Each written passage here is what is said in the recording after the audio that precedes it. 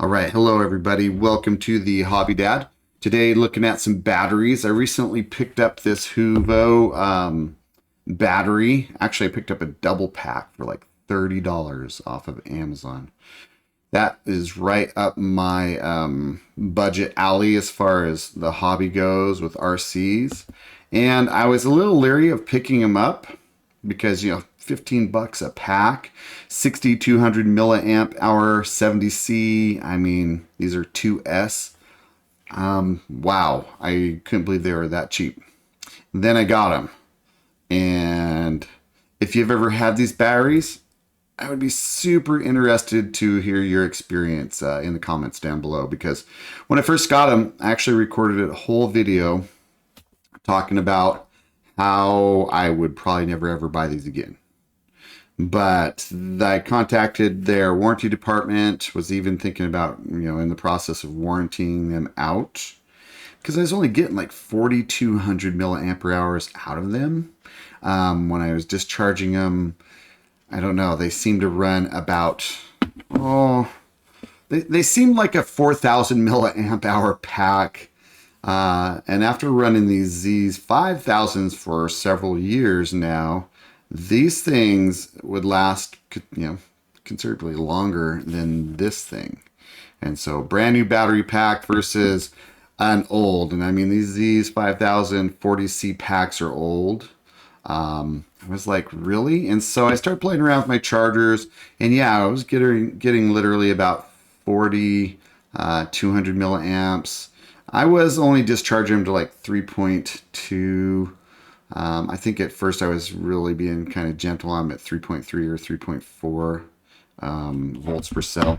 As you can see right now, these are fully charged. So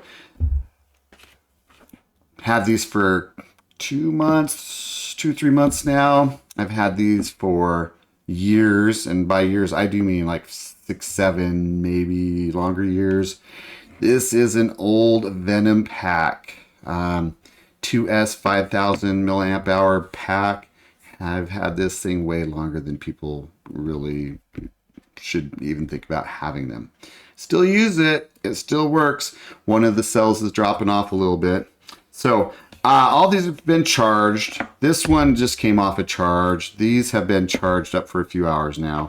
So as I plug them in here, though, you can kind of get a quick look at what the voltage is on the cells. So 8.3 overall, 4.2 and 4.17.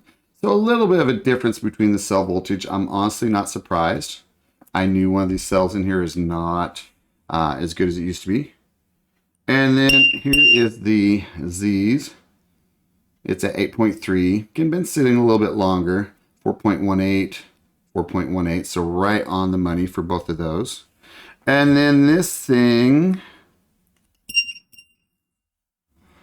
it's showing 8.3, 4.18, and 4.19. So close enough, right? And like I said, at first, man, I was ready to just be done with these. Didn't have the punch that I expected out of them. Didn't have the punch out of my 40C Z's old battery pack. Didn't have the runtime. This thing was outrunning it. And this thing was kind of outperforming them too. Although I use this mostly in my little crawler now, pretty much low demand, but still has, still getting life out of this thing. But if we take this out and just comparing a battery like this that's older to this brand new one, man, this thing just underwhelmed me, seriously. So anyway, I did contact the warranty people. It took them about 2 weeks, I think it was. I had given up and thought, oh yeah, this is kind of like somebody else on YouTube who said they contacted warranty. Their batteries had super high resistance. They were unhappy with them, that type of thing. And they never were buying them again.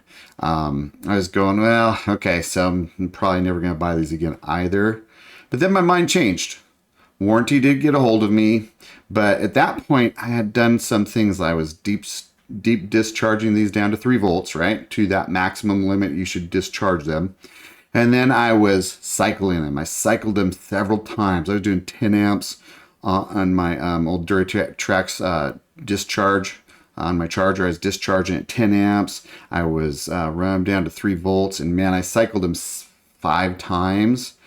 And then I started to see more of the performance that I expected out of them. I was getting up to that 6,000 milliamp hour range. I think at one point I did hit about 6,200 milliamp hours. And so that was making me a little bit happier. I was getting out, and the run times were getting better. Because, I mean, I'm telling you, at first I'm like, wow, the runtime out of this thing is horrible. I mean, I felt like instead of a 6,200 milliamp hour pack, it seriously was like a 4,000 milliamp hour pack. And the punch has improved. Is the punch out of this as good as this? No. If you buy these thinking you're going to race with them, save yourself some time and money. However, if you're like me, somebody who's mainly a basher, even though I run slashes, I just love those things. These things are perfect. I've totally changed my mind for the price. The 70C, I question that quite a bit.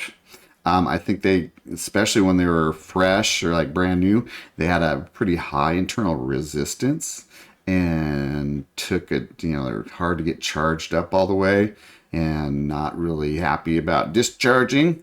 But after running them and cycling them quite a bit, again, I've seen notable improvements on them. So bottom line on this Hoovo 6200 70C 2S battery, $15, I can't not recommend it. Knowing that you are not getting a racing pack out of that thing. It is not. I bet most people who are probably racing consider this not a racing pack. And maybe it's not. I just know that, again, I'm mostly bashing. I don't care. I can tell you I've been out on the racetrack maybe 2-3 times in my whole life with those slashes. Actually, no, that was probably with my RC10 GT. And so, yeah. Overall, for the price, above average. For the performance, below average, but worth every penny. It's kind of like some of the other buys I've had. Still loving my Danchi Ridge Runner. And although I'm getting to see some quirks in it too, and I'll bring up, I'll have a video on that here soon, talking about some of the things that have started to show up here after a few, like a couple months of running around now. There are some issues with it too.